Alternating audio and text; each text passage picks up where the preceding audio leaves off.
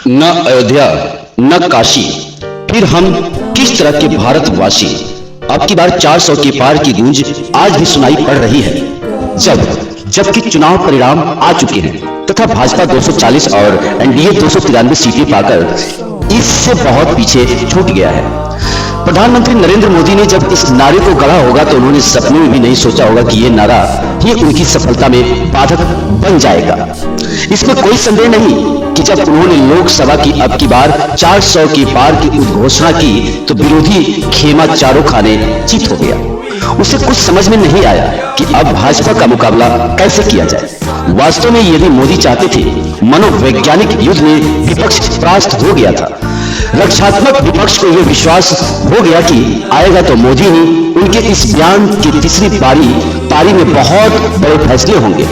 विपक्ष बहुत बेचैन हो गया। उसने कहना शुरू किया कि मोदी को 400 सीटें इसलिए चाहिए क्योंकि वे संविधान बदलना चाहते हैं, दलितों और पिछड़ों का आरक्षण खत्म करना चाहते हैं और देश को हिंदू राष्ट्र बनाना चाहते हैं। बिहार से शुरू हुआ जातिगत जनगणना का राजनीतिक खेल कर्पूरी ठाकुर को भारत रत्न से सम्मानित किए जाने के बाद अचानक बहुत बड़ा मुद्दा बना दिया गया, जिसे कांग्रेस ने लपक लिया और राहुल गांधी ने झूठे विमर्श गढ़ने शुरू कर दिए।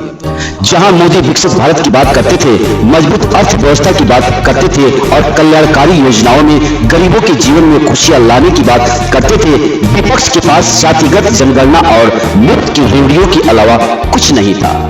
घपले और घोटाले के लिए कुख्यात कांग्रेस के नेतृत्व वाली संघ प्रद सरकार ने विपरीत मोदी सरकार पर किसी भी घपले घोटाले का आरोप नहीं लगाया था।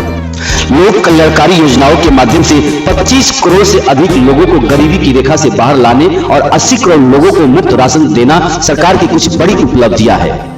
देश को आतंकवाद से मुक्त करने, राष्ट्रीय सुरक्षा मजबूत करने, मूलभूत ढांचा विकसित करने में गति लाने, वैश्विक परिवेश में भारतीय की सम्मानीय भूमिका स्थापित करने, जनधन खातों के माध्यम से वित्तीय समावेशन करने और अर्थव्यवस्था को मजबूत करने वाले मोदी सरकार के 10 साल के इस कार्यकाल को स्वतंत्र भारत का स्वर्ण काल कहा गया।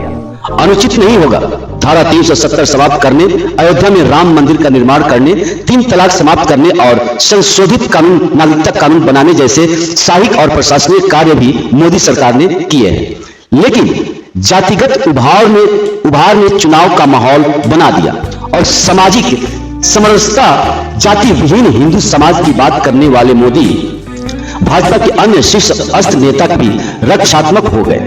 उन्होंने अन्य पिछड़ा वर्ग के लिए आरक्षित कोटे में मुस्लिम जातियों को पिछले दरवाजे में शामिल करने की कांग्रेस की करतूतों पर खुलकर बोलना शुरू कर दिया। लेकिन जातिवादी उन्माद की काट के लिए सांप्रदायिकता का हथियार भाजपा के काम नहीं आया। इससे मुस्लिम मतदाता जो भाजपा को हराने के लिए एकजुट हो गए, लेकिन जातियों की खांचे में बटे हिंदू समाज को पिछड़े और दलितों की कथित हितैषियों में एकजुट नहीं होने दिया। इसके लिए पीढ़ी पिछड़ा दलित, अल्पसंख्यक मुस्लिम तथा एम.वाई मुस्लिम यादव की एकजुटता करने के लिए खतरनाक प्रयास किए गए। विश्व इतिहास इस बात का साक्षी है कि जिस किसी देश में इस तरह के प्रयास हुए हैं, उसे इस्लामिक राष्ट्र बनने से कोई नहीं रोक सकता। और कालांतर में ऐसे प्रयास करने वाले को बहुत कष्ट उठाने पड़े तो धर्मांतरित होना पड़ा, नरसंहार का सामना करना पड़ा और उनकी राष्ट्रीय और संस्कृति का पहचान हमेशा के लिए समाप्त हो गई। अब की बार 400 पार के नारे भाजपा के कार्यकर्ता भी आत्ममुक्त हो गए और चुनाव प्रचार में पसीना बहाना व्यर्थ लगने लगा। इसका परिणाम यह हुआ कि भीषण गर्मी में प्रतिकूल वातावरण में भाजपा कार्यकर्ता घर से ही नहीं निकले। भाजपा अध्यक्ष जेपी नड्डा का बयान भी आत्मघाती साबित हुआ कि भाजपा का संगठन बहुत मजबूत और व्यापक है। अब उसे चुनाव जीतने के लिए राष्ट्रीय स्वयंसेवक संघ आवश्यकता नहीं है। 2014 और 2019 में पूर्ण बहुमत वाली भाजपा को शीर्ष नेता भी गलतफहमी का शिकार हो गए। पार्टी कार्यकर्ताओं से ज्यादा वे अपने विकास कार्य और करिश्माई नेतृत्व पर भरोसा करने लगे। फलस्वरूप कार्यकर्ताओं की उपेक्षा हुई और उनमें असंतोष पनपा। संगठन और सरकार के बीच समन्वय कम हो गया, जबकि राजनीति में संगठन और सरकार एक दूसरे के पूरक और संपूरक होना चाहिए। इससे असुरक्षा की भावना पैदा हुई और गुटबाजी को बढ़ावा मिला। कहा जाता है कि केंद्र की सत्ता रास्ता उत्तर प्रदेश से होकर जाती है, लेकिन 80 लोकसभा सीटों वाला उत्तर प्रदेश पार्टी के अंत विरोधियों और चुनावी अव्यवस्थाओं का शिकार हुआ। योगी आदित्यनाथ जिन्हें देश का सर्वश्रेष्ठ मुख्यमंत्री और कुशल प्रशासक माना जाता है कि टिकट वितरण में नहीं सुनी।